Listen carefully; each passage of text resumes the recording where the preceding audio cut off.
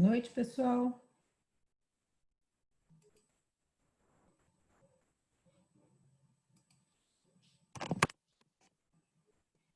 Aguardando aqui o Renato chegar.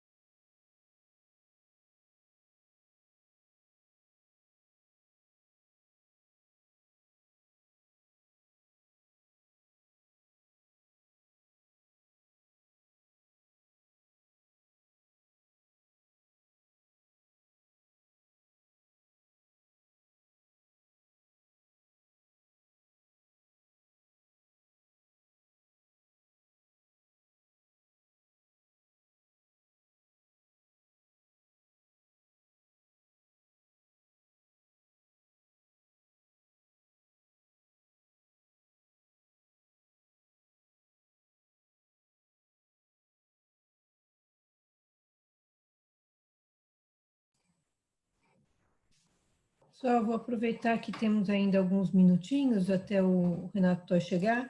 Queria saber se vocês têm alguma dúvida quanto à execução do trabalho, quanto às tarefas que tem que entregar. Hoje eu andei respondendo algumas coisas lá por e-mail, então queria deixar o espaço aqui aberto enquanto o Luiz não chega, o Toy não chega.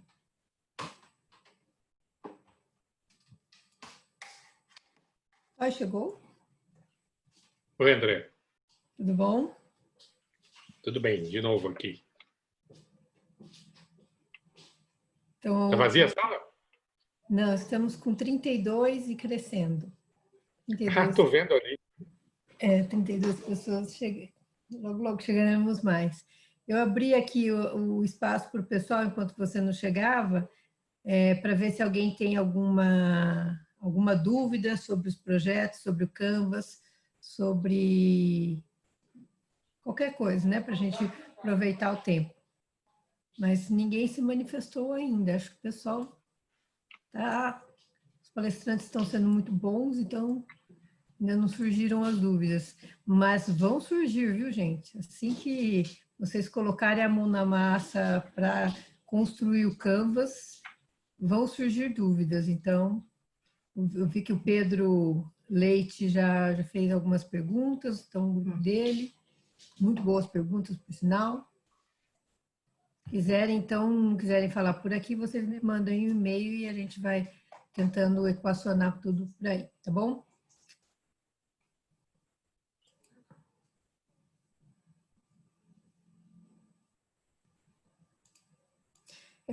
Alguém me perguntou lá na aula sobre os slides da aula passada. Os slides da aula da professora Isabel já estão no Google Drive desde a semana passada. Ela me mandou na própria terça-feira passada, então desde o dia 2 já estão lá no Google Drive, tá bom?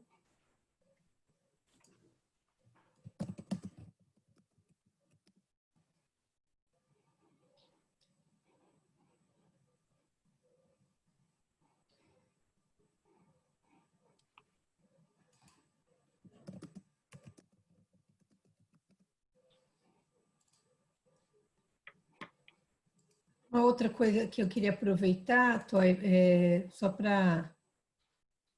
Não, o projeto não é o projeto do Desafio Unicamp, não. É um projeto que os alunos matriculados têm que entregar para o acompanhamento do curso, tá, Fabrícia? Então, acho que a Fabrícia não é aluna regular, né? Porque essa aula é aberta também a convidados do Inova. Então, mas para quem é regularmente matriculado, há um projeto que deve ser entregue aí.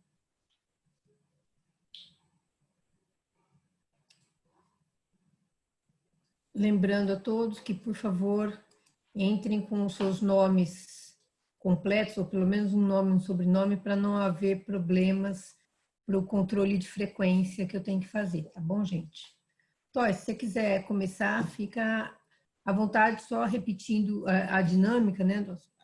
Se bem que você está livre, se quiser fazer diferente.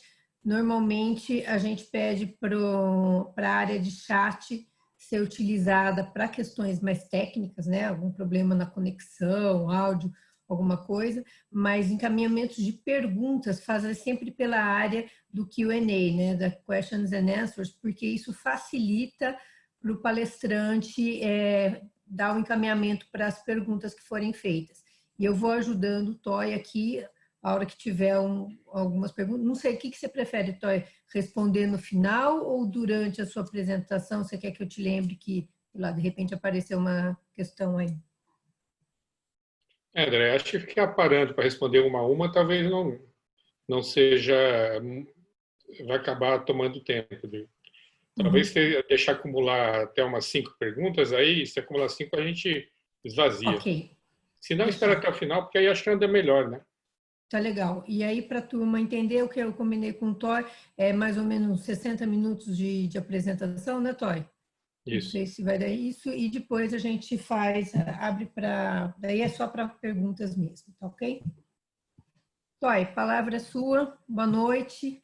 O Renato já é conhecido de vocês, né? Já deu uma aula aqui para a gente, é um dos fundadores da Baita Aceleradora de Startups, um dos fundadores de...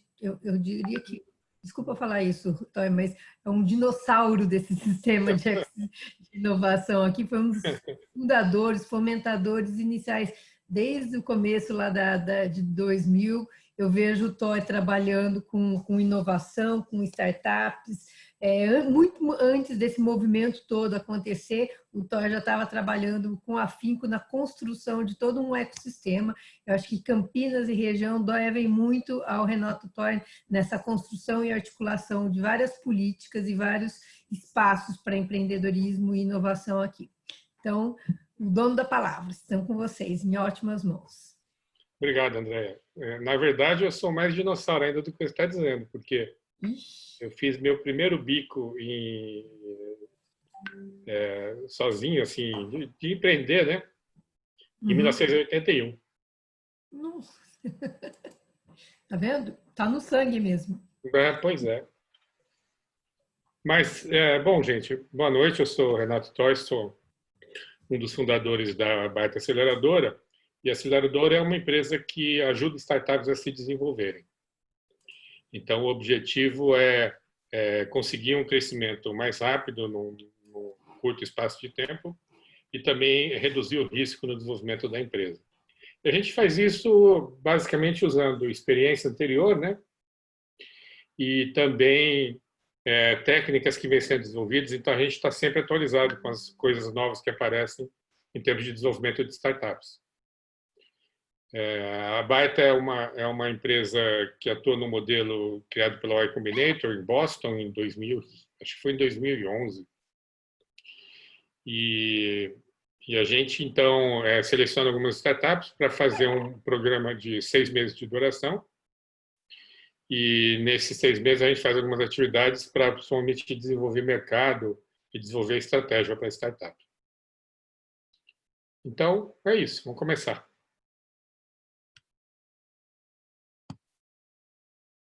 Está desativado o compartilhamento, André.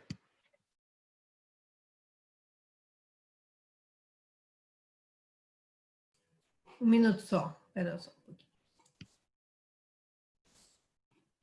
Pronto. Ok? Ok.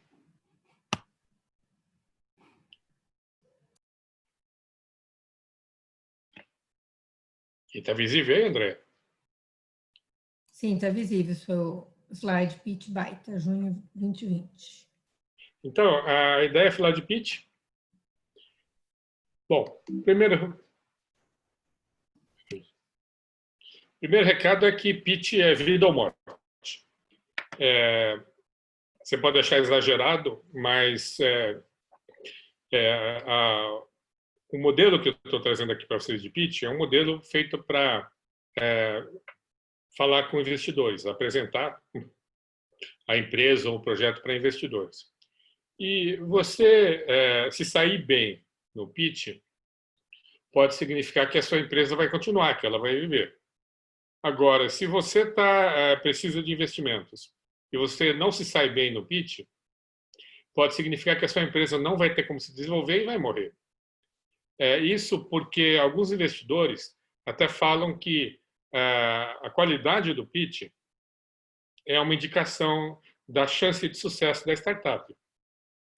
Porque, pensa bem, você marcou que ia fazer um pitch para uma determinada data, tem sempre uma antecedência, se preparou, fez uma apresentação, ensaiou o pitch, cronometrou, fez todo um trabalho, e aí chega lá no dia, você sobe lá no palco e se apresenta, ou monta a live, como tem acontecido hoje.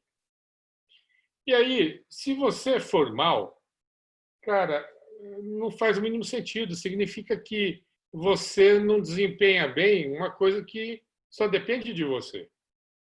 A qualidade do pitch só depende de quem está apresentando. Então, um pitch de baixa qualidade é um indicativo que a pessoa não desempenha bem. E em coisas, principalmente, que ela não tem quem botar a culpa. Então, usar o pitch como indicador de chance de sucesso da startup é uma prática de investidores, e eu concordo com ela. Porque, de novo, o empreendedor, você tem todas as chances para fazer um bom pitch e se sair bem. Se você não saiu mal, você trabalhou mal. Então, a chance de você trabalhar mal com investimentos de um investidor também está relacionada a essa qualidade do pitch. Então, é isso. Pitch é vida ou morte. Segundo ponto, ninguém lembra de pitch.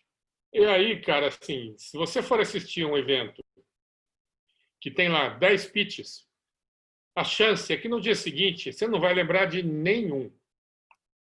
E faz um exercício, pensa um pouco os pitches que você já viu na vida e tenta ver se você lembra de algum. Vão ser muito poucos. Terceiro ponto, você não tem uma segunda chance de causar uma primeira impressão. Então, isso é óbvio, né? A primeira impressão é que fica, você chega lá e passa uma primeira impressão. A sua postura, a entonação de voz, a sua energia, os seus gestos, a sua presença no palco. A hora que a pessoa bate, em alguns segundos, quem está te assistindo já formou a primeira impressão sobre você. E acabou. Você nunca vai conseguir reverter isso. Então, 3 recados iniciais sobre pitch. Pitch é vida ou morte. Tem gente que vai usar isso como indicativo da qualidade da sua empresa. Ninguém lembra de pitch e a primeira impressão é que fica. Esse é o recado principal, que se vocês lembrarem dessas 3 coisas, a chance é que vocês consigam fazer um pitch que vai ficar na memória das pessoas, e o objetivo do que eu vou colocar aqui para vocês hoje tem a ver com esses 3 pontos. Bom, a gente está acostumado com uma determinada estrutura de comunicação. E quando eu fui preparar esse pitch, essa apresentação pela primeira vez, eu quis procurar as referências mais marcantes sobre o modelo que a gente está acostumado a ver comunicação.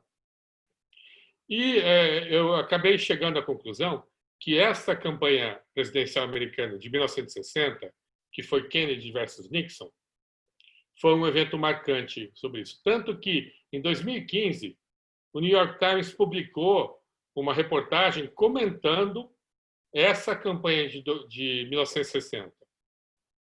Por que foi tão marcante? Até essa campanha presidencial, as eleições americanas para presidente, as campanhas eram conduzidas por discursos no rádio e por discursos ao vivo, comício, lógico. Mas o meio de broadcast de massa era o rádio.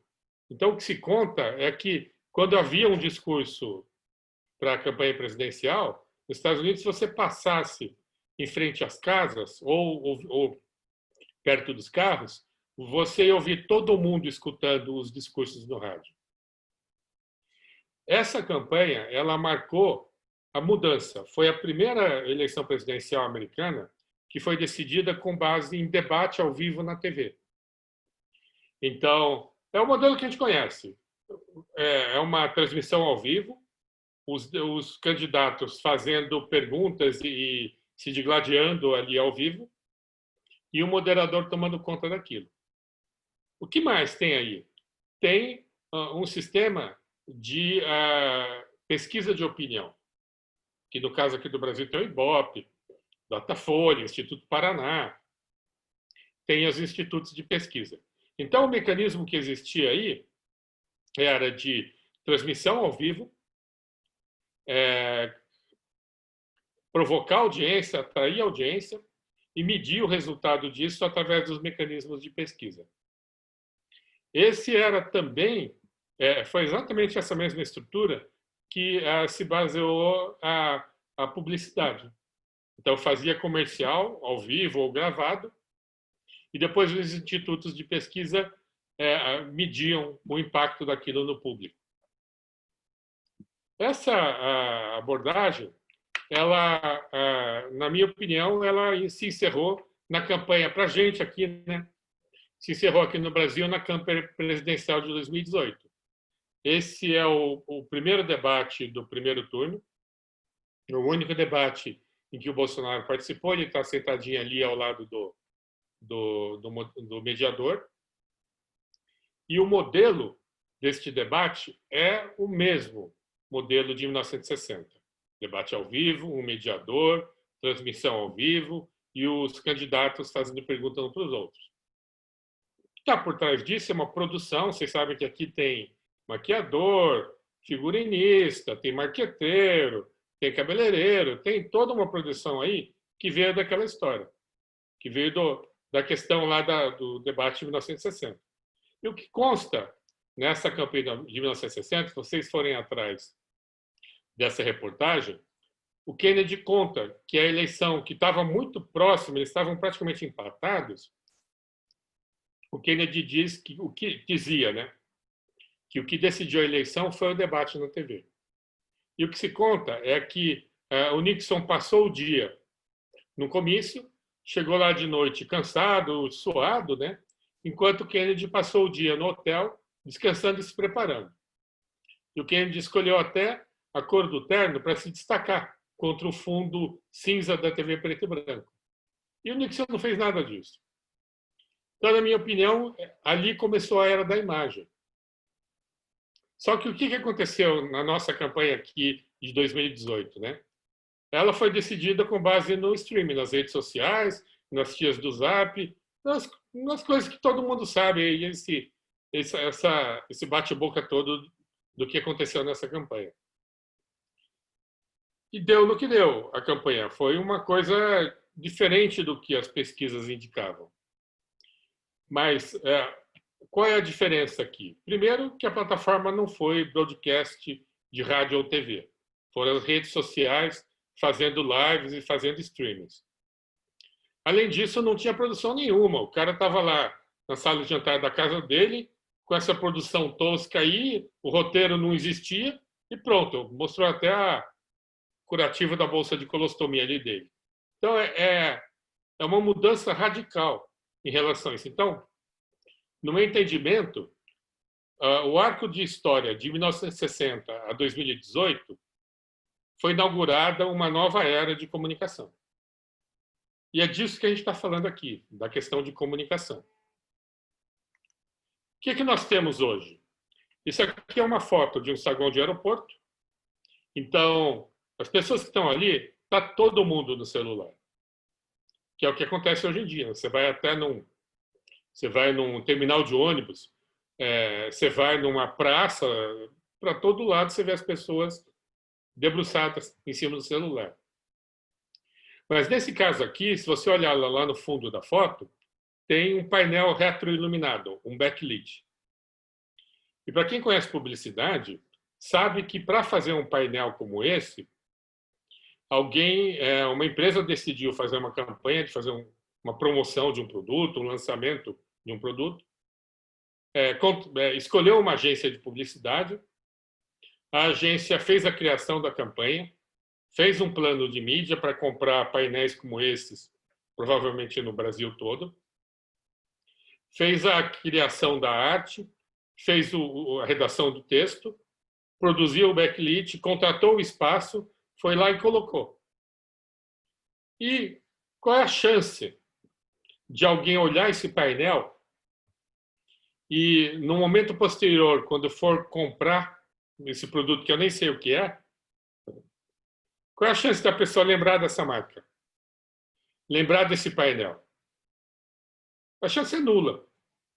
Não existe mais. Esse tipo de publicidade não tem mais efetividade. E aí você compara com o fato de que as pessoas estão ali no celular, se aparecer uma propaganda de um produto que ela está interessada, ela clica no banner, clica no anúncio e já compra na hora. Então, o custo para adquirir um cliente e a logística toda, a demora para você fazer uma campanha, se transformou nessa situação imediata, em que um monte de passos intermediários e um monte de empresas intermediárias que eram necessárias para você promover o produto e fazer uma campanha, simplesmente acabaram. E aí, mais recentemente, com a questão da pandemia, o que a gente vê é isso daqui. Essa é uma live do Hugo Gloss, que acho que tem umas 3 ou 4 semanas, e o Hugo Gloss estava falando sobre o lançamento do CD novo da Katy Perry. E aí estava naquela conversa ali com os fãs, né? Com os fãs selecionados dele. De repente, quem que apareceu ali no cantinho embaixo aqui? Vocês estão vendo aqui quem que está aqui, ó? Aí a reação do povo aqui. Vocês estão vendo aqui, ó? Aqui, ó. A cara das pessoas, ó.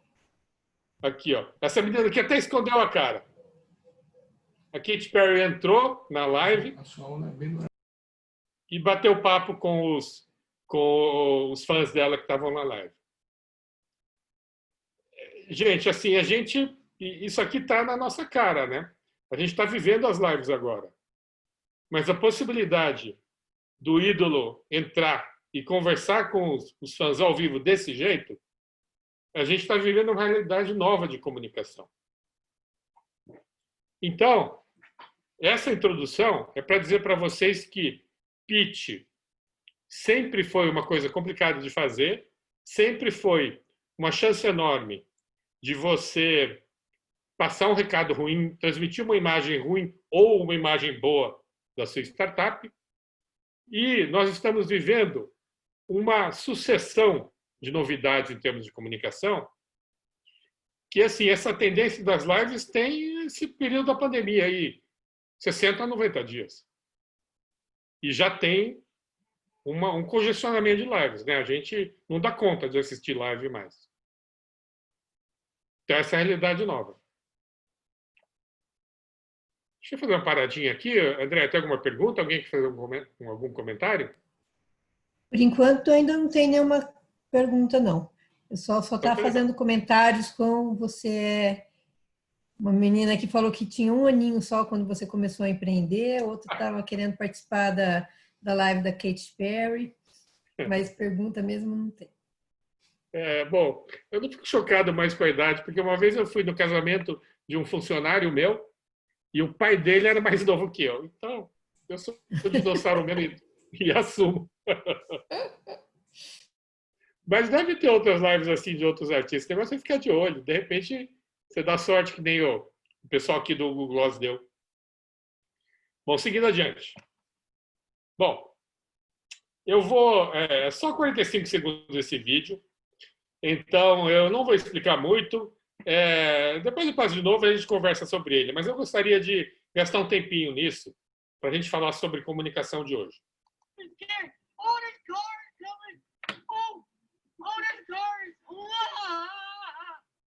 Bill, this put me back for me control it. Oh, dear Jesus. I could never. Oh, where's it going? God damn, Bill. Oh, my God. Oh, this is so scary. Oh, Jesus. This is my first day out. I'm about to die. Oh, come on, relax. Oh, my God, Bill. I couldn't do it. Oh, is the car coming? Oh my God, it's going to hit us. Oh, brakes. Hit the brakes. Right. Now you're driving. Tá bom. Eu vou passar uma segunda vez, porque a gente bate o olho e vê, acho estranho, mas agora eu vou passar a segunda vez para vocês observarem um pouco mais de detalhes disso. Oh, there's cars coming. Oh, there's cars. Bill, just put me back for me to control it. Oh, dear Jesus. I could never. Oh, where's it going? God damn, Bill. Oh, my God. Oh, this is so scary. Oh, Jesus, this is my first day out, and I'm about to die. Oh, come on, relax. Oh, my God, Bill. I couldn't do it. Oh, is the car coming? Oh, my God, it's going to hit us. Oh, it's...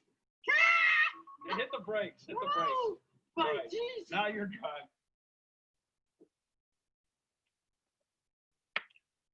Eu fico com dó dessa velhinha, coitada. Ela vai ter um troço, coitada. Bom, a história é que esse é um Tesla, né? Esse vídeo acho que tem quase 2 anos. E quem filmou foi o filho dessa senhora. Ele comprou um Tesla e colocou ela para ter a experiência de não dirigir o carro, né? Ela provavelmente dirigia desde jovem, né?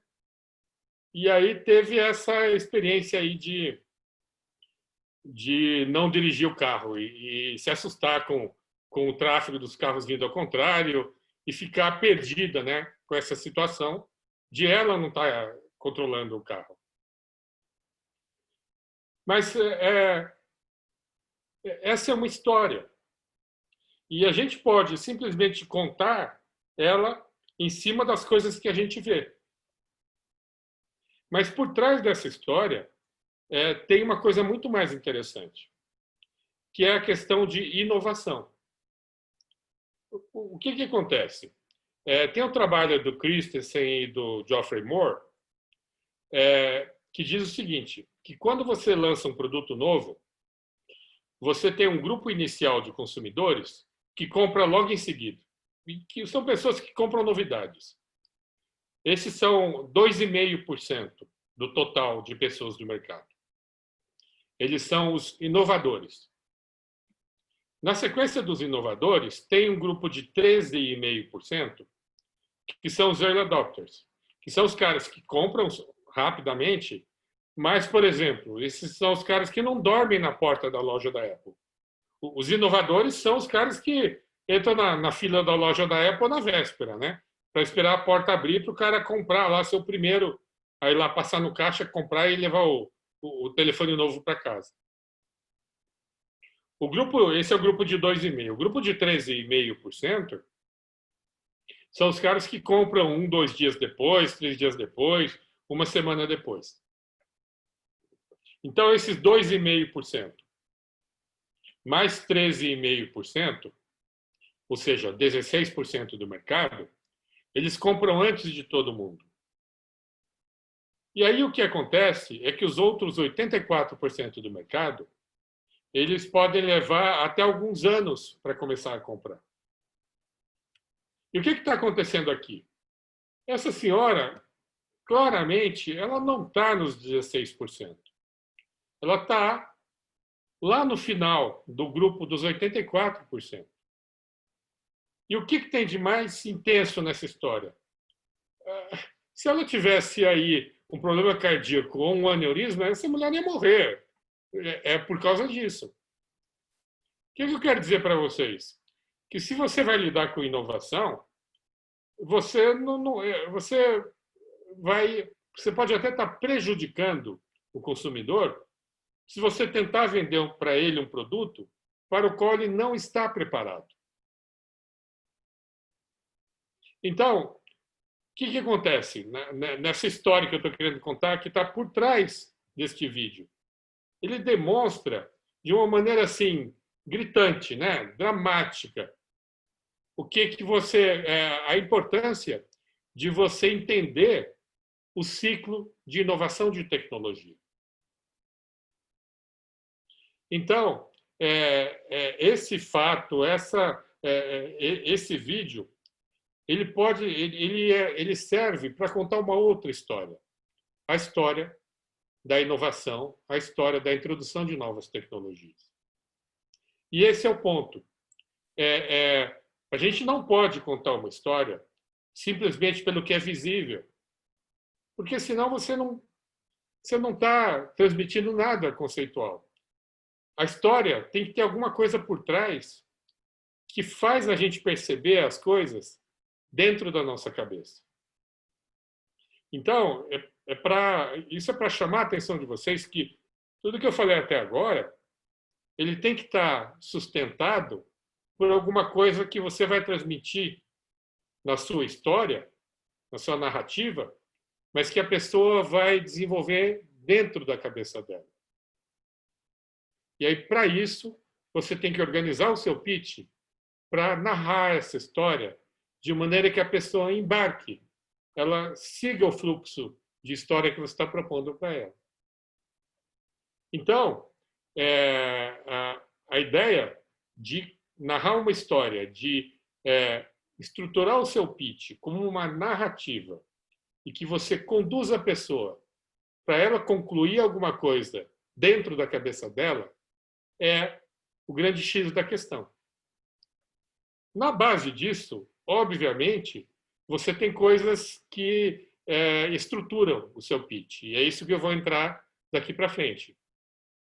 Mas eu acho fundamental, é uma coisa chave para a qualidade do pitch, você ser capaz de contar uma história, conduzir a atenção da sua audiência e levar a pessoa a perceber alguma coisa com os próprios olhos e dentro da cabeça dela. Então, a ideia desse início de conversa é para vocês não esquecerem mais desse começo aqui.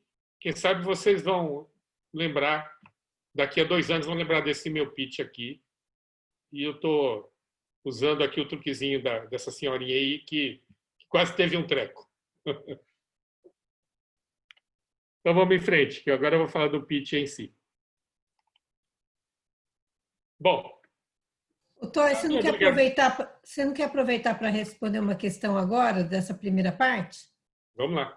A Lázara questionou, é fato que as mídias digitais predominam no mercado publicitário, mas o senhor acha que as mídias offline não terão mais espaço no curto prazo? E como ficarão locais como Times Square e Hong Kong, por exemplo? Uhum. É uma incógnita, né? Hong Kong ainda tem o complicador adicional da China, né? Mas, assim, a pandemia vai levar a um esvaziamento muito grande dos imóveis comerciais, porque vai ser uma redução enorme, né? Houve uma migração muito grande do varejo na loja física para o varejo online, né? E com isso, o tamanho das lojas vai poder diminuir. Além disso, a permanência das pessoas dentro das lojas vai diminuir bastante. O caso mais gritante é o caso do Starbucks, né? As lojas foram projetadas para que as pessoas ficassem muitas horas lá dentro. A chance é que isso vai diminuir. Tem aí dúvidas com relação a isso. Paris está voltando, os cafés de ruas já estão cheios, né? Mas alguma queda vai acontecer. Então, lugares de lojas físicas tendem a diminuir. Eu não sei direito como é que está em Times Square, mas semana retrasada, um lojista lá do centro da cidade, da Avenida Anchieta, aqui de Campinas, lá na frente da Praça Carlos Gomes, o Carlos Gomes, né? O cara chamava Carlos Gomes também. Tinha uma loja de acessórios para quem faz dança. E ele gravou um vídeo contando que estava fechando a loja. Depois de uma história da vida inteira dele, 30 anos com loja, ele fechou as lojas. Vai começar outra coisa, né? Mas ele encerrou ali o varejo. Ele disse que no centro de Campinas, naquele trecho ali, perto da prefeitura, perto do Jardim Carlos Gomes, tem 17 lojas fechadas, há umas 2 semanas atrás. E eu acredito que ainda vai piorar. Então, a maior pressão sobre o varejo físico e o marketing tradicional uma redução muito intensa do varejo. Além disso, a migração para o online também vai ser acompanhada do marketing online. Porque a gente circulando menos também, a gente não vai ver tanto outdoor. O fato de a gente estar assistindo muito mais live está gerando o hábito de a gente assistir YouTube e vídeo do Facebook na televisão. Então, a tendência é haver uma migração para o marketing online. Mas eu não acho que o marketing tradicional vai acabar. Só que o problema é que, além dessa migração de audiência, né, é que o custo do marketing online é muito mais baixo que o marketing tradicional. Então, eu prevejo que vai haver um impacto muito grande no marketing tradicional. É isso, Lázaro. Ok, André? Vamos adiante? Eu tenho mais alguma? Ok. Peraí, acho que... Ok, a Lázara falou ok também. Vamos adiante, então. Então, tá bom. Então, eu brinco aqui que eu faço um pitch quântico. É uma brincadeira, mas a ideia é realmente fazer um pitch para você entrar e ganhar nos concursos, para você se destacar, para fazer alguma coisa além do que a maioria dos empreendedores faz nos pitch tradicionais. A ideia, então, é chamar a atenção mesmo da banca que vai avaliar ou dos investidores que estão assistindo o seu pitch. Primeiro, por que você faz um pitch? O que é um pitch? Como você faz? Então, por quê? É porque você quer ganhar um concurso, porque você quer conseguir um investidor, porque você quer apresentar e promover a sua empresa. E o que você faz? Você faz um discurso, uma apresentação. Não é simplesmente você recitar os slides, mas você tem que fazer alguma coisa que tenha a qualidade de um discurso e a qualidade de apresentar a sua empresa, tanto do ponto de vista visível, né, quanto do ponto de vista do que tem de conceitual e de importante no seu projeto. Como é que você faz isso? Você faz uma narrativa, você conta uma história. E aí, para você contar uma história, você tem que ter fluxo, ou seja, a história tem que fluir. E a história tem que ser contada com clareza. E a história tem que ter coerência e a história tem que ser importante. Se você não segue um fluxo, ou seja, se você conta uma parte da história e aí, num determinado momento, a sua história dá um salto, nesse momento que a história dá um salto, a audiência vai perceber. E ela vai precisar se localizar. Nesse momento, você rompeu o seu fluxo de atenção da pessoa. Você criou uma situação em que a pessoa fugiu da sua narrativa e tentou se organizar ali. Você pode até fazer isso como um recurso dramático. Pode fazer isso como uma pausa forçada no meio da sua história. Mas você não pode fazer isso muitas vezes. É um recurso que corre o risco de, se você romper o fluxo da história, a pessoa vai pensar em outra coisa. Pensar na conta a pagar, pensar no presente que ele tem que comprar, pensar no relatório que ele tem que entregar amanhã. E aí você perdeu a atenção da audiência e você não vai conseguir conduzir a atenção da pessoa para o resultado que você procura. Tem que ter clareza. Ou seja, você não pode usar palavras técnicas que não são compreensíveis pela maioria das pessoas. Você não pode usar construções que sejam complicadas ou que sejam difíceis para a pessoa entender o seu recado, porque a pessoa vai ter que parar de prestar atenção na sua história e vai ter que raciocinar para tentar entender o que você disse. E aí, de novo, você perdeu a atenção da pessoa. A história tem que ser coerente também. Porque se você diz uma coisa no começo da apresentação, depois lá para frente, 3 ou 4 slides depois, você diz alguma coisa que contradiz o que você disse antes, pessoas vão perceber. E justamente as pessoas que estão prestando mais atenção, estão raciocinando em cima do que você está contando, se ela realmente estiver ligada na sua história e você tem uma incoerência na sua narrativa, essas pessoas vão perceber. E aí você perdeu a atenção da pessoa. E pior, você perdeu a confiança da pessoa. Fala, mas esse cara aí não está falando coisa com coisa. Além disso, a sua história tem que ser importante para a pessoa. Porque senão a pessoa vai olhar ali e vai desviar a atenção, vai pensar em outra coisa.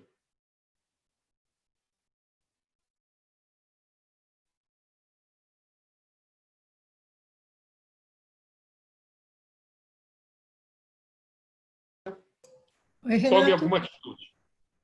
Oi? O Renato deu uma picotada aqui, não sei se foi só para mim, mas... Deixa eu ver, deu uma instabilidade na conexão.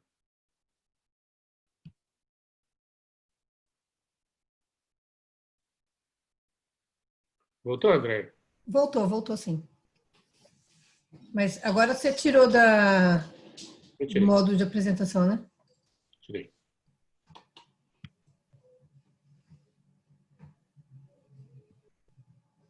Voltou? Voltou. Legal. Tá bom. Então, o objetivo do pitch é que a pessoa tome alguma atitude. Ou ela vai procurar você depois do pitch, ou ela vai pegar os seus dados de contato e entrar em contato depois, ou ela vai recomendar você para uma outra pessoa, mas você tem que encomendar alguma coisa para a pessoa, você tem que pedir para a pessoa fazer alguma coisa. Você tem que dizer isso claramente, porque se você não disser, a pessoa pode nem entender o que você disse e simplesmente o pitch todo não serviu para nada. Então você tem que fazer um pedido e dizer para a pessoa o que você espera dela depois da apresentação. Então, se você chamou a atenção inicialmente da pessoa, contou uma história relevante, coerente, importante para ela, contou com clareza, deu o recado bem dado, a pessoa vai lá falar, vale a pena, vou atender esse cara, vou entrar em contato, vou lá conversar com ele, mas a pessoa vai atender o seu call to action, o pedido de ação que você fez. E esse é o objetivo do pitch. No pitch, o pitch em si não permite nenhuma decisão, exceto talvez desqualificar você se o pitch for muito ruim. Mas se o pitch for bom, você não consegue que ela tome uma decisão ali naquele momento. O melhor que você pode esperar é que ele gere uma consequência para você iniciar uma negociação posterior. Mas você precisa convidar a pessoa para isso. E aí você precisa dizer o que você espera dela. Então, tá aqui, eu vou passar para vocês um template, um esqueleto, um modelo de como eu sugiro para vocês estruturarem um pitch de uma maneira que ele tenha um fluxo natural.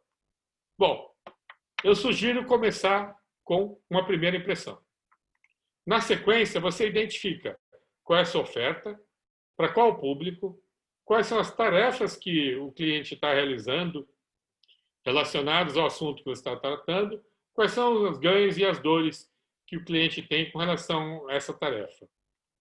Quais são os seus diferenciais, se você tem alguma barreira de entrada, quer dizer, a sua situação competitiva, qual a estimativa de mercado, se você tiver, e qual é a sua estratégia de marketing.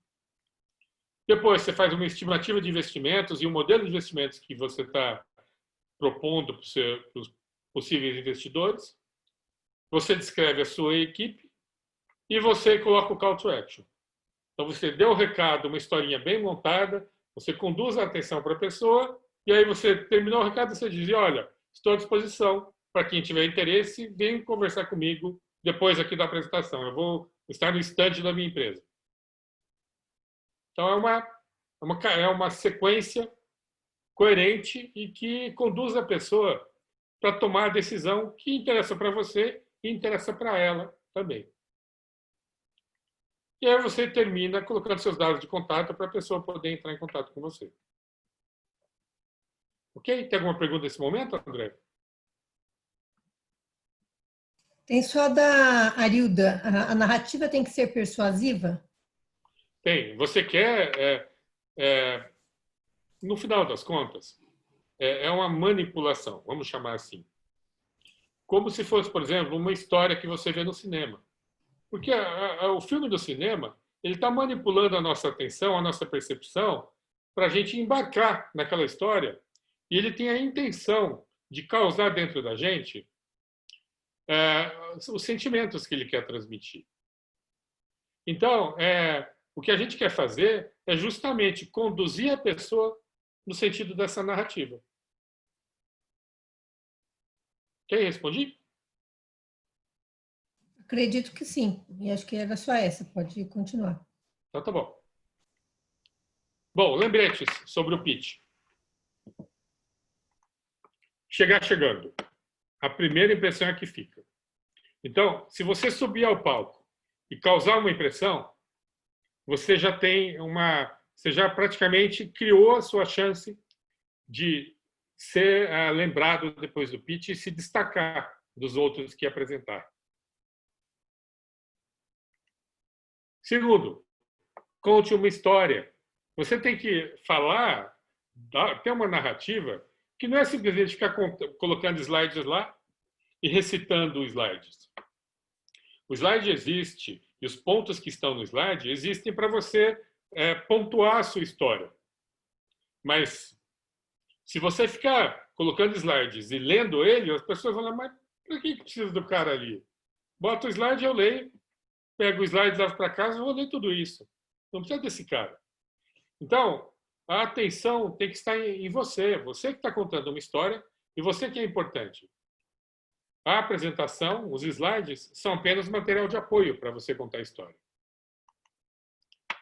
Você tem que transmitir legitimidade, autenticidade e comprometimento.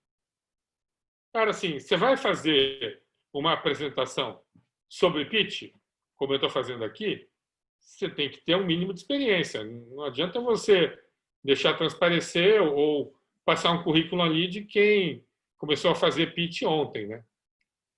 Não precisa ser um dinossauro também, né? Mas você tem que demonstrar que você tem histórico, você tem qualificação para estar contando aquilo, conduzindo a audiência na narrativa que você quer passar. Você tem que transmitir autenticidade. Você tem que contar uma história em que as pessoas percebam que aquilo que você está contando faz parte de você, que você acredita naquilo. Isso está ligado com comprometimento. Porque se você vai convidar pessoas para embarcarem no seu projeto de alguma maneira, isso só faz sentido se você mesmo estiver comprometido com o projeto. E não faz sentido nenhum você estar lá contando uma história sem engajamento nenhum, as pessoas veem que você está ali só recitando as coisas, ninguém vai querer embarcar num projeto onde o próprio líder que está apresentando o projeto não demonstra comprometimento. Então, você tem que, de alguma forma, se colocar. Você tem que achar a sua maneira de colocar a sua história, de contar a sua história de maneira que as pessoas acreditem, e você precisa demonstrar que você vai fazer aquilo, que você tomou decisões e se comprometeu com aquilo que você está apresentando. E você será o líder dessa coisa. Se você está ali apresentando o pitch, é porque você tem um papel de liderança. Então, você tem que demonstrar essa liderança, transmitindo uma visão. Quem lidera tem uma visão de para onde vai. Porque é para lá que as pessoas que seguirem vão também. Então, tem que ter uma visão, tem que apontar para onde você está indo. E você tem que inspirar as pessoas. Você tem que transmitir uma mensagem, contar uma história em que as pessoas sintam isso dentro delas. E você tem que demonstrar que você tem vontade de fazer aquilo. E atenção para a linguagem corporal. Isso está aí, inicialmente, por causa de um pitch que você faz no palco, Mas agora que a gente vem fazendo pitches por meio de lives, você tem que prestar atenção nas questões da técnicas, né? Iluminação. Então, no caso aqui, vocês veem que eu escolhi a iluminação, mas ainda tem alguns reflexos aqui. É um problema que eu tenho que resolver aqui na minha iluminação. Só que resolver reflexo, quem conhece sabe que é um pouco mais complicado. Mas isso atrapalha um pouquinho. Se eu fosse fazer um pitch aqui para investidores, eu teria providenciado uma solução melhor. Mas se você for fazer pitch para investidores, você tem que colocar uma iluminação que não vai dar reflexo no óculos, a tela do meu computador está dando reflexo nos óculos, tem o reflexo da luz daqui, então a iluminação é uma questão séria. O fundo é melhor que seja um fundo escuro ou um fundo neutro. Se você colocar um fundo muito claro, isso vai acabar interferindo na imagem. A questão do contraste, é melhor você usar uma roupa em que não fique contrastando demais. Também seja uma roupa que seja num tom médio. Porque isso tudo vai facilitar que o seu rosto apareça. Então, você tem que escolher as cores e você tem que evitar distrações na imagem. Não pode botar uma estante cheia de coisas, cheia de bonecos, de livros e tal, porque livros até que não chamam muita atenção. Mas você não deve colocar uma coisa cheia de brinquedos atrás de você. Porque as pessoas vão acabar prestando atenção naquilo e vão se distrair da sua narrativa.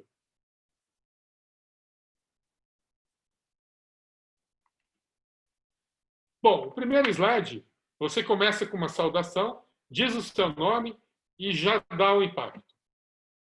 E, a gente, no Brasil, tem a mania de começar com uma conversinha mole. Ah, gente, desculpa, é a primeira vez que eu estou fazendo um pitch. Ah, eu sou muito tímido. Deu pau no meu PowerPoint no meu computador. Você vê isso direto. Isso é um tiro no pé. Então, não tem conversinha em pitch. É para fazer pitch, você faz o pitch. Não conta historinha nenhuma. Você dá um bom dia, meu nome é Renato, pitch é vida ou morte. E pronto. É para chegar e jogar a bomba no colo das pessoas. Se você conseguir dar esse impacto inicial, você já é meio caminho andado. Dali para frente, você conseguiu a atenção das pessoas, porque se você for ousado para dar este impacto, o cara fala, opa, deixa eu ver o que esse cara está querendo falar. O problema depois é que você vai ter que segurar essa onda depois, né? Você não pode deixar a peteca cair. Mas é muito mais fácil você dar o impacto inicial e depois ir conduzindo a narrativa com fluxo, com clareza, com coerência, com importância, porque você já começou, já setou a barra lá em cima e depois vai administrando a atenção das pessoas. É muito mais difícil você começar com um impacto inicial morno, sem impacto nenhum, e depois ir tentando ganhar a atenção das pessoas durante o pitch. Muito mais difícil. Então, essa é a questão inicial. Você vai fazer pitch, você chega e dá o recado de cara. E aí, o que acontece? Uma boa forma de você estruturar esse impacto inicial é você usar a pirâmide de Maslow. E é uma coisa conhecida, acho que não tem quem nunca viu a pirâmide na vida, né?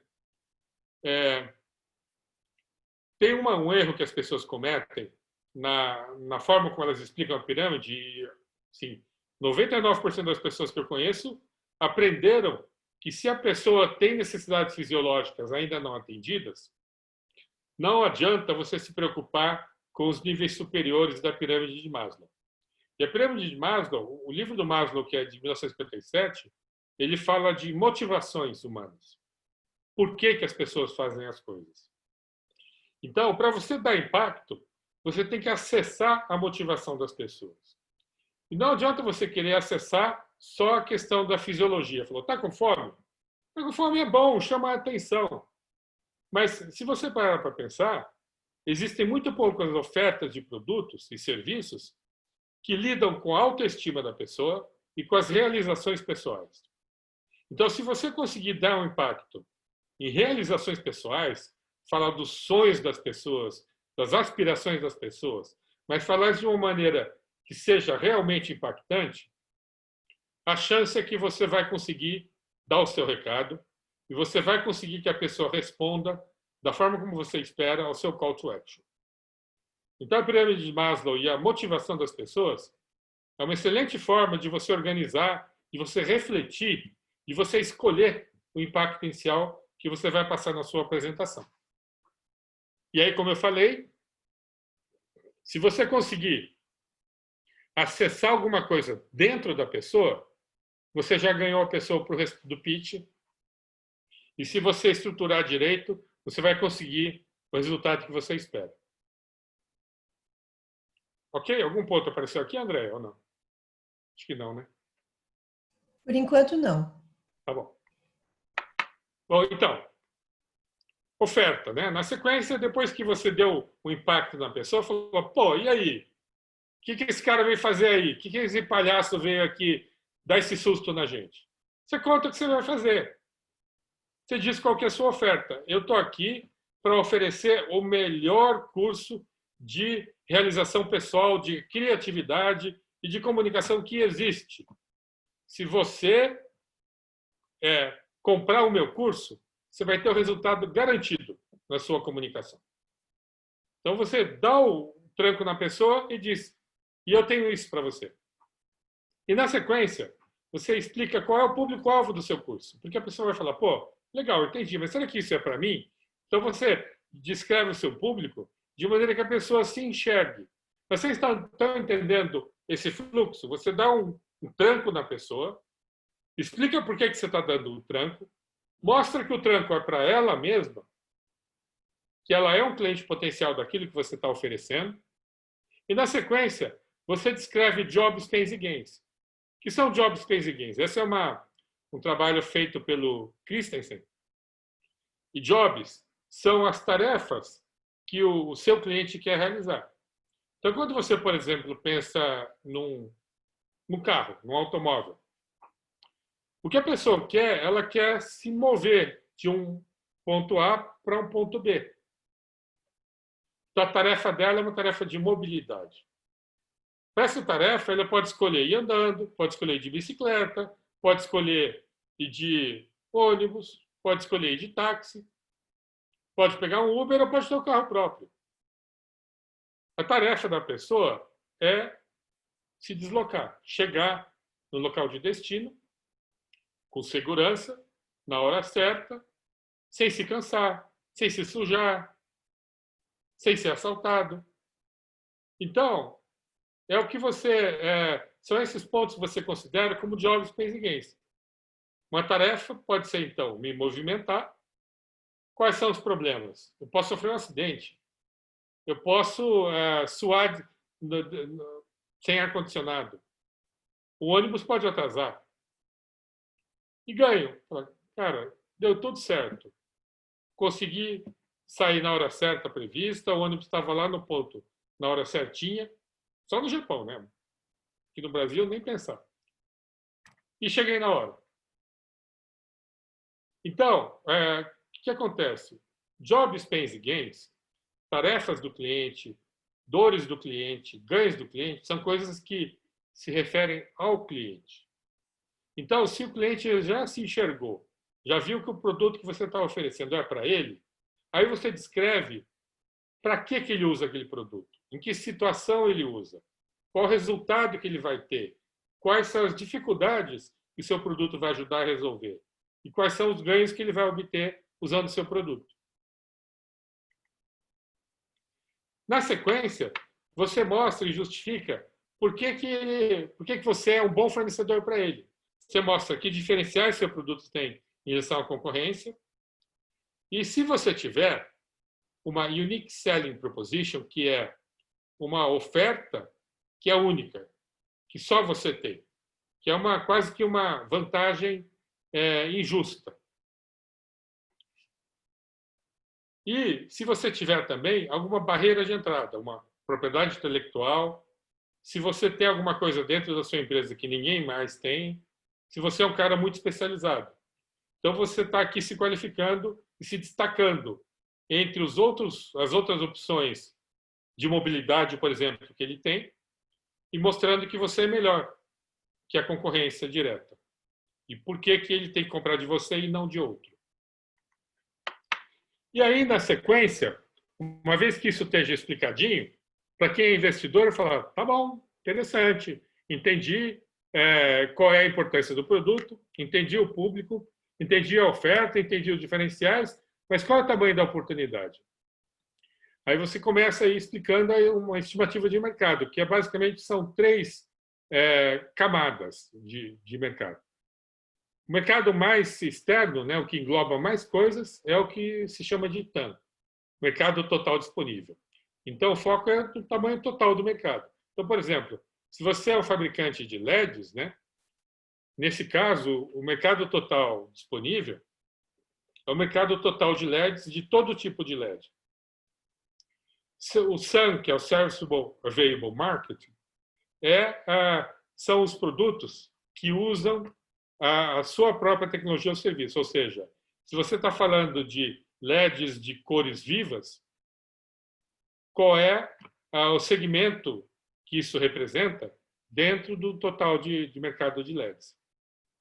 E aí, dentro desse mercado que usa a sua tecnologia, você vai focar e vai procurar desenvolver uma fatia menor do mercado, que é o som, que é o mercado que você vai atender, que você vai prestar serviço. E aí você pode levar em conta a competição, você pode querer não entrar no mercado já que está dominado por alguém, você pode escolher um país, você pode escolher tendência, você pode estabelecer projeções de demanda, né? E outros fatores, né, que permitem você identificar qual é a fatia de mercado realista pela qual você vai batalhar. E aí, uma vez que você identificou esse potencial de mercado, você conta qual vai ser a sua estratégia. O que nós temos sugerido, principalmente agora em época de Covid, né? A gente recomenda que se use redes sociais, e-mail marketing, e, se não tiver jeito, chamada telefônica frio, cold call. Com isso, você pode estabelecer uma meta de seguidores, de audiência, de engajamento e de cliques. E, com isso, você consegue estabelecer a sua meta de geração de leads, que são os clientes interessados identificados. Na sequência, você dá a sua estimativa total de investimentos que você está procurando. Você descreve qual vai ser a destinação desses investimentos, o tipo de investidor que você procura, porque investidores não são todos iguais. Tem investidores para diferentes momentos da sua empresa. Tem investidores que se especializam em quem fornece para outras empresas, outros que se especializam em quem fornece para consumidor. Tem gente que sabe trabalhar bem com marketplaces. Então, tem diversos tipos de investidores. Tem um modelo de investimentos, que tipo de contrato de investimentos você está querendo colocar, qual é o percentual de participação que você vai disponibilizar e qual é o valor da sua empresa que você está propondo. O valuation aqui é uma coisa um pouco polêmica. Você consegue derivar o valuation a partir da estimativa total e do percentual disponibilizado. Você consegue fazer uma conta simples e ver qual que é o valor da sua empresa. Mas é bom você dar a conta ali e dizer, olha, isso eu estou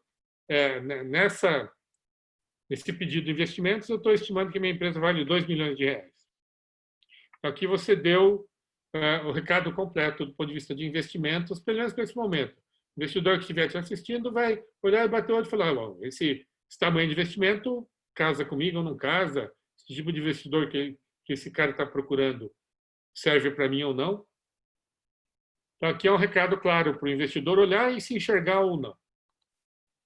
E aí você fala sobre a sua equipe, porque você deu o recado todo, falou de investimentos, disse que você tem de vantagens, e aí você tem que mostrar a sua equipe para justificar que você vai conseguir realizar aquilo que você está prometendo. Então, uma foto das pessoas, o nome, o cargo, e opcionalmente você coloca lá uma frase ou um resumo sobre as pessoas, para que a pessoa olhe e fale, não, realmente esse pessoal está credenciado, ele tem legitimidade para pleitear esse investimento ou pleitear essa oportunidade de negócios para mim.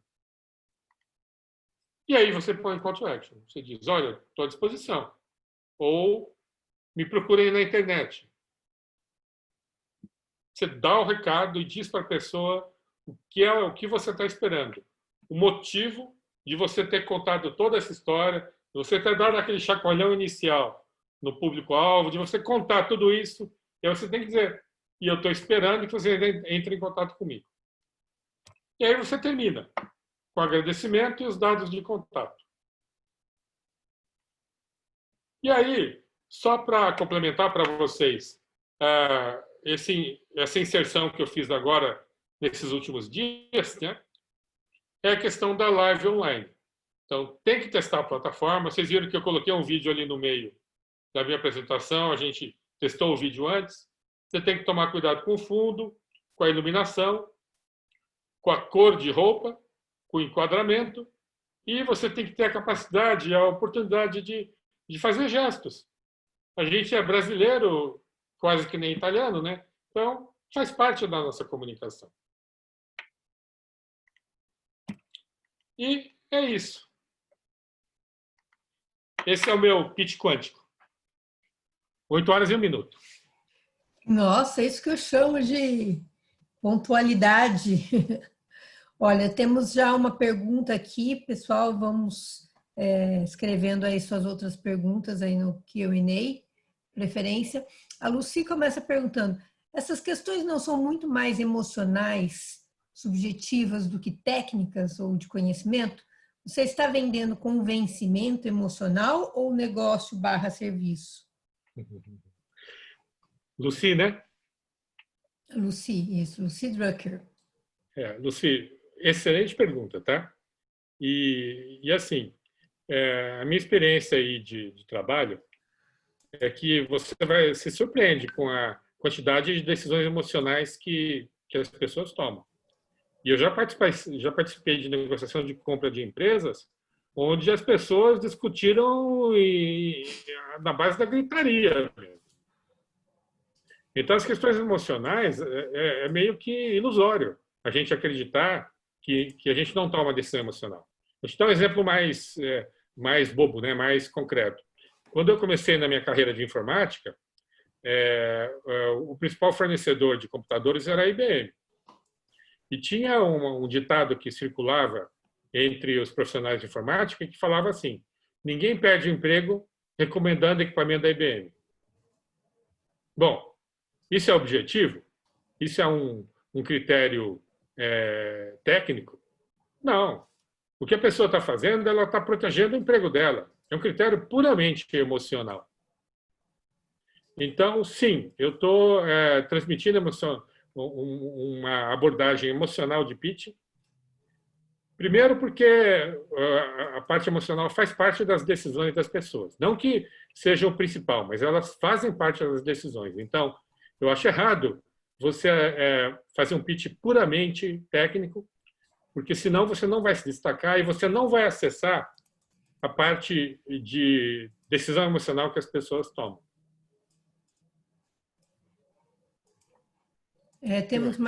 Temos mais uma aqui do Sérgio. No impacto inicial do pitch, já deixamos claro o propósito no ponto mais alto da pirâmide de Maslow? Sérgio Longo. Não, Sérgio, eu não tenho incluído o propósito no pitch. Por quê? Porque, apesar de estar bastante disseminado e de a gente na Baita ter tido uma experiência muito positiva com isso, a gente dá muita ênfase nisso, pode parecer estranho para parte da audiência. Ainda não é um assunto que está sendo tratado de maneira generalizada nas empresas e nos investimentos. Então, eu não tenho trazido o propósito explicitamente para o pitch. Essas foram as duas únicas perguntas até aqui. Pessoal, tem mais alguma Você fez um pergunta? comentário aí dizendo que o Times Square agora, ao vivo, está vazio. Exatamente. Acredito, Tiba. Tiba é o dinossauro aí, colega de turma, viu, André? Nossa! Até assustou, né? Eu adorei esse vídeo do Times Square, não conhecia essas câmeras ao vivo aí. O Tiba está perguntando sobre valuation. Então, valuation, se você fala de startup no estágio inicial, O valuation é aquele que vai permitir uma evolução de capitalização, porque investimentos, né, numa startup que entra no caminho de pegar investimento externo, né, não é feito de uma vez só, é feito numa sequência de passos. E a cada passo desse de investimentos, você cede uma participação na empresa, ou seja, você como fundador reduz a sua participação, você fica diluído. Então é ruim você chegar numa fase muito inicial da empresa e já não ter mais o controle dela. Então o ideal é que você consiga fazer 2 ou 3 rounds de investimentos, mantendo ainda na mão dos fundadores pelo menos 50% de participação na empresa. Até os investidores também preferem que isso seja assim. Então, na verdade, o valuation tem que ser calculado de uma tal maneira que permita essa evolução de capitalização e evite que os fundadores percam o controle da empresa muito cedo.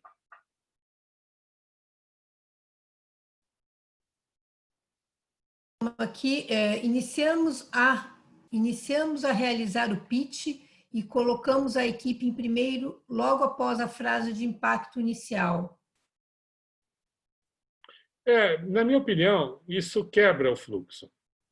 Porque você já se apresentou, já disse o seu nome, e você deu um impacto inicial.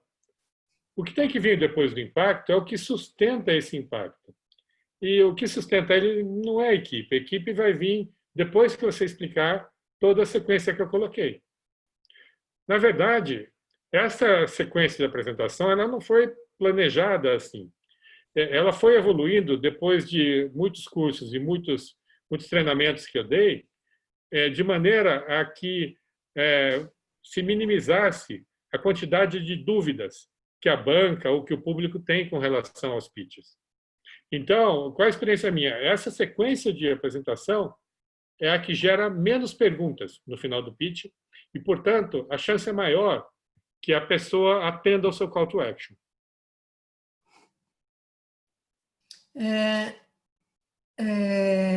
A Milena pergunta, tenho uma dúvida sobre o trabalho da disciplina. Vamos precisar apresentar o pitch ou apenas apresentar o canvas? Essa aí eu posso responder, vai ter que apresentar o pitch sim, viu, Milena? Vamos gravar vídeos, isso vai ser apresentado no dia. Essas instruções estão nos slides que a Mariana passou, acho que 3 aulas atrás. O Sérgio faz outra pergunta. Se não gostar do pitch, mas gostar da ideia do empreendimento, ainda há chance de prosperar a conversa? Eu acho que sim, Sérgio. Depende muito do objetivo dessa pessoa que você atingiu. Só que, como eu falei, se você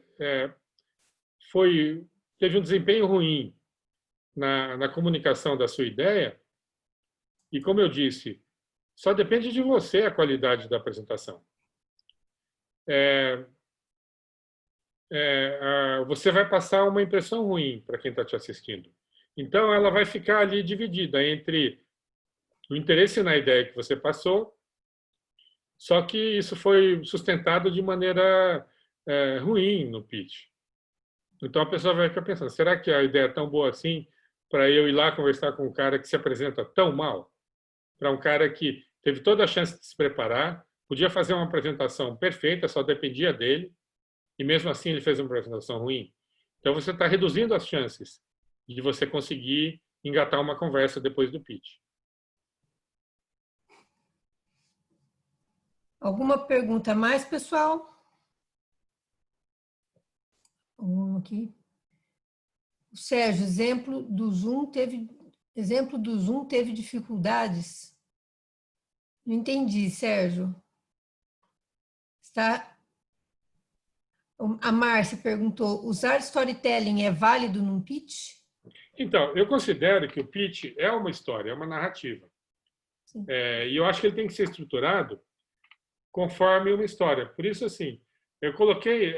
Eu não gosto muito de passar uma fórmula. Apesar de eu ter passado aquela estrutura de slides, né, eu coloco porque tem que ter alguma sugestão. E se cada um inventar da sua cabeça uma sequência de slides, a chance é que você corre o risco de não ter um fluxo que anda sem sobressalto.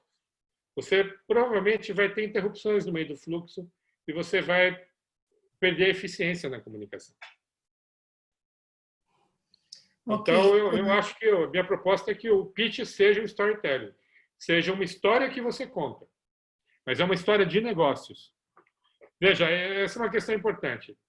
Você não está simplesmente comunicando dados, fazendo relatório das mortes de Covid.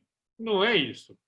Você está contando uma história sobre a sua empresa e uma história que faça sentido no raciocínio que vai estruturar a decisão de quem está te assistindo. Ok, o Sérgio esclareceu aqui, o que ele quis dizer é que o Zoom teve dificuldades no início, mas depois conseguiu deslanchar. O Zoom, ele pegou cavalgou no vírus, né? O Zoom realmente foi impulsionado pelo vírus e eles tiveram a competência, né, de fazer coisas como para fazer sala de aula, para manejar grupos grandes, né, que os outros produtos de comunicação não têm. O Meet não tem, Skype não tem, o Whereby não tem. Então, o Zoom estava realmente posicionado para isso.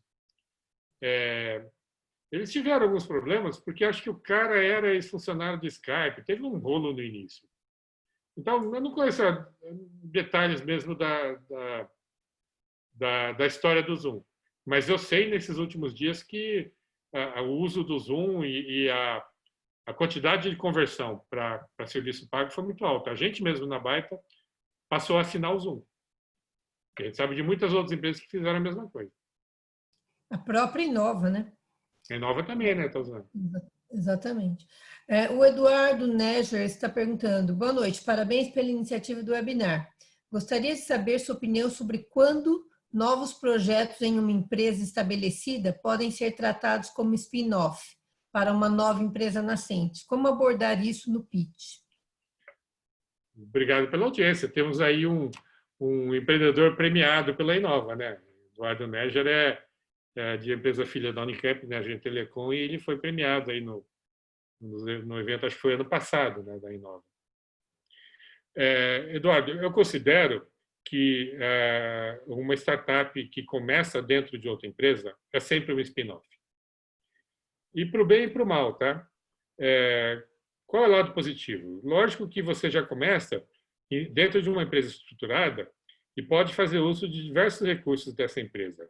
No mínimo, escritório, local, segurança, estacionamento, faxineira, internet, banheiro, tudo que a empresa já tem, você, começando a spin-off dentro de outra empresa, já começa assim.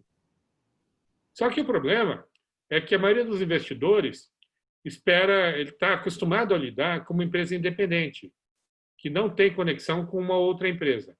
Então, eles ficam inseguros, com medo, com relação a qual é o grau de interferência e de dependência que essa startup tem em relação à empresa original.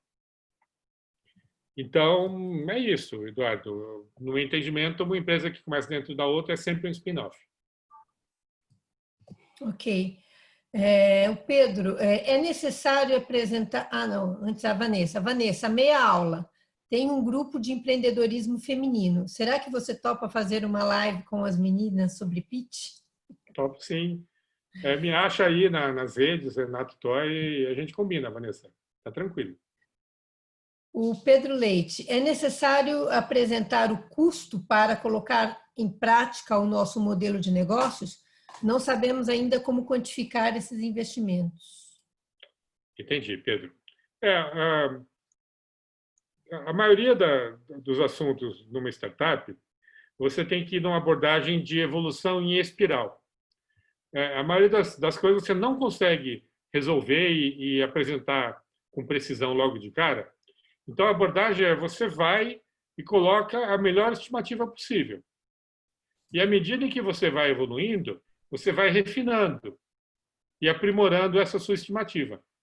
Mas essa questão de não saber quantificar investimentos não é justificativa para você não fazer uma estimativa.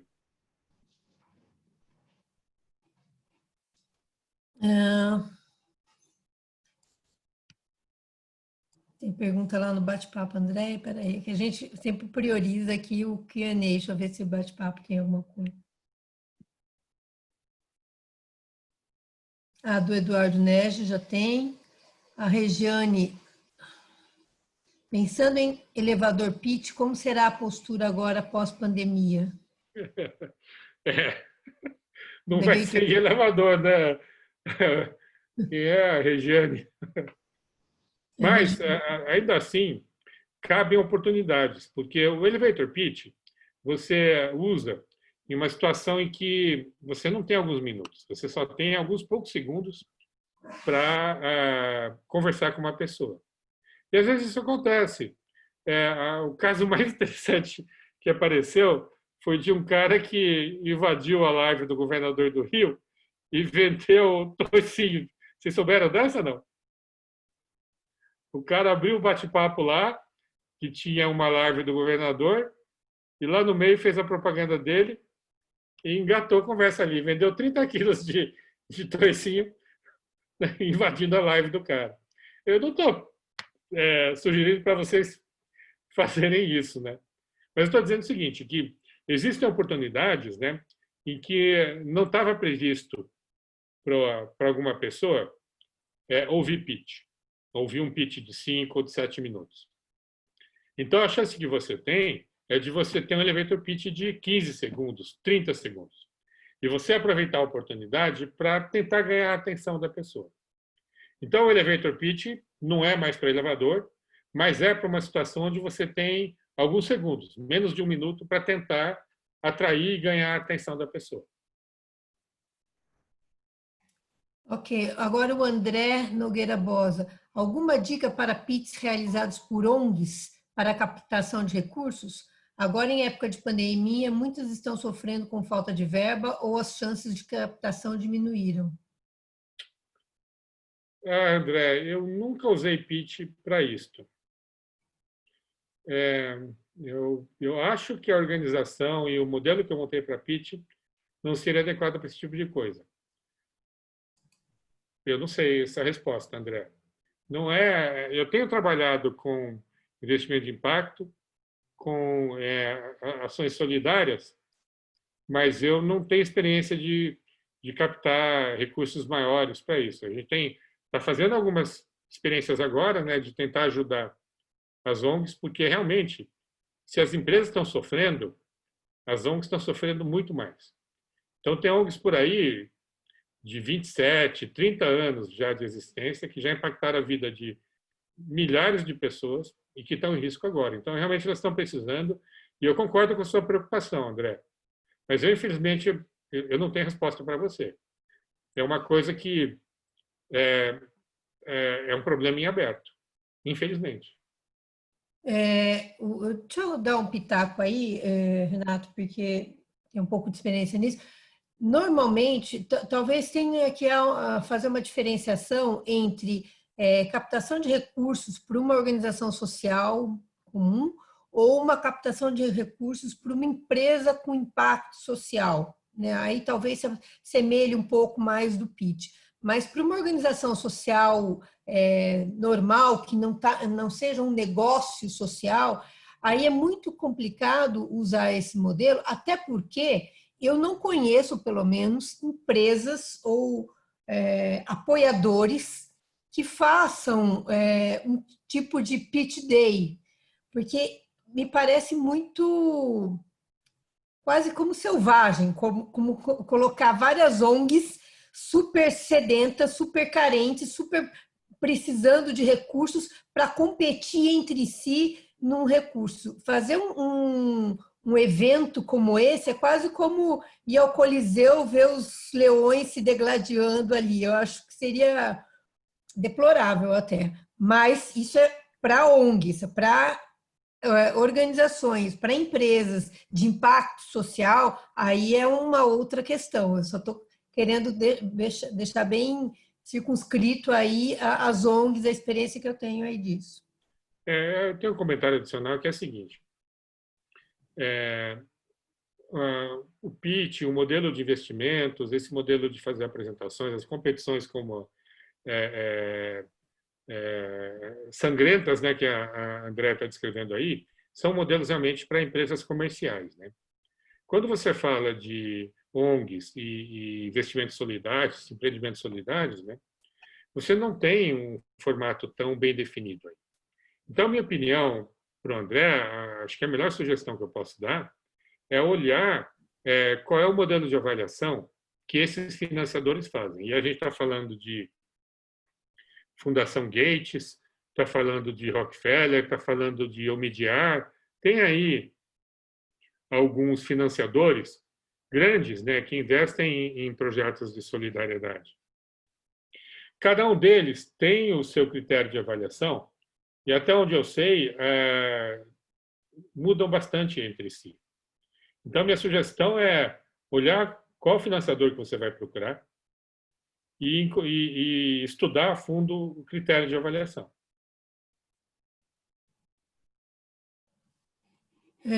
A Rejane agora pergunta, acha interessante um pitch em vídeo enviado por meios digitais?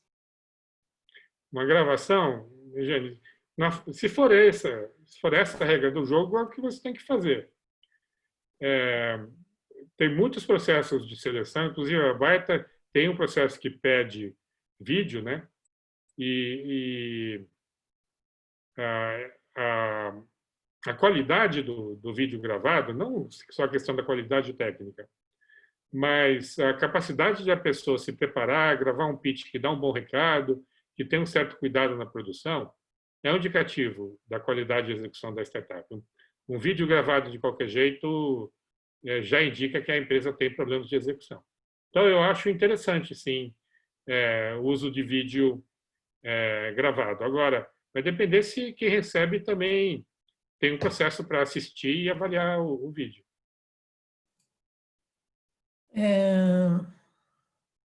Quanto tempo para um pitch normal? Pergunta o Sérgio Lontra.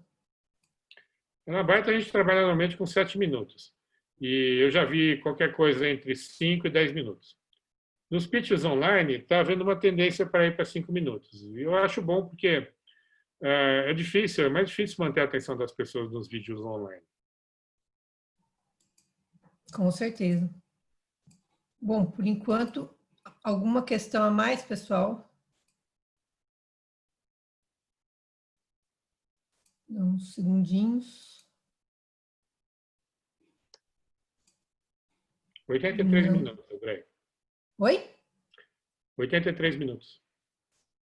Nossa, tá muito bem.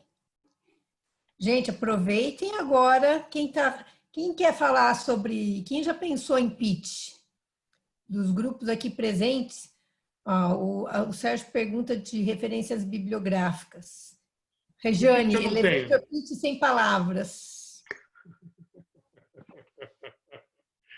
Essa é boa. Se você conseguir, você me mostra, Rejane. Seria um feito.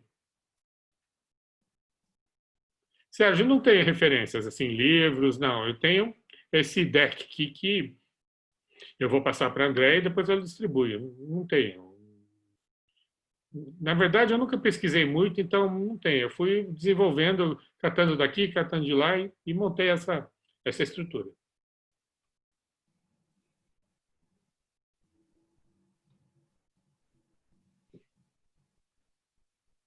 Alguma pergunta mais, pessoal?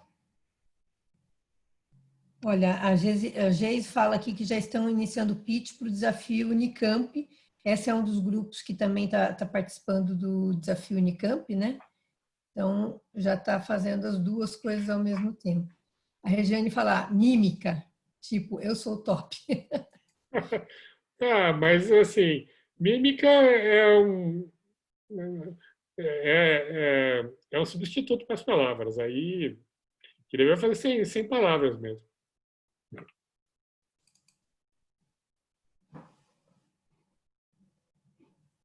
Pessoal, mais alguma questão?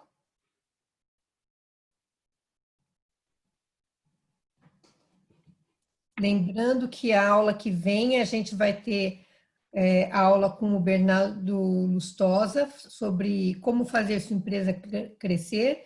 E depois, dia 23, vai ser o nosso Pitch Day, com as apresentações.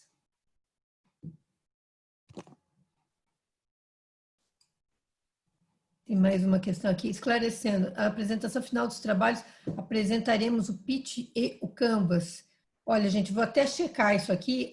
O que eu tinha entendido é que o Canvas seria enviado por e-mail e o pitch gravado e apresentado no dia. Mas vamos checar isso aí e eu passo a comunicação final pelo mural da classe.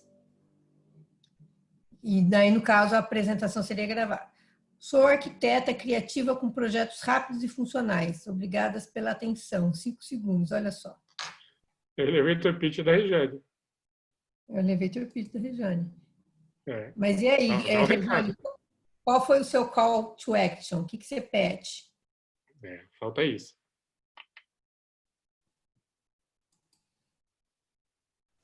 Obrigada, Renato. Excelente aula, parabéns. Obrigado, Deise. Então, acho que a gente pode finalizar.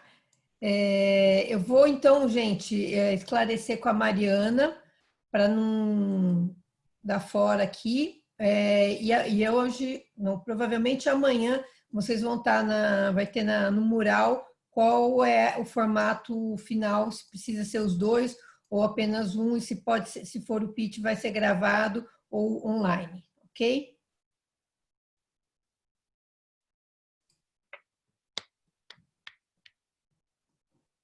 Olá, muito obrigado, muito obrigado. Então, vamos despedindo aqui. Renato, muito obrigado. Depois você passa os slides para mim, né, para eu disponibilizar aqui para o pessoal.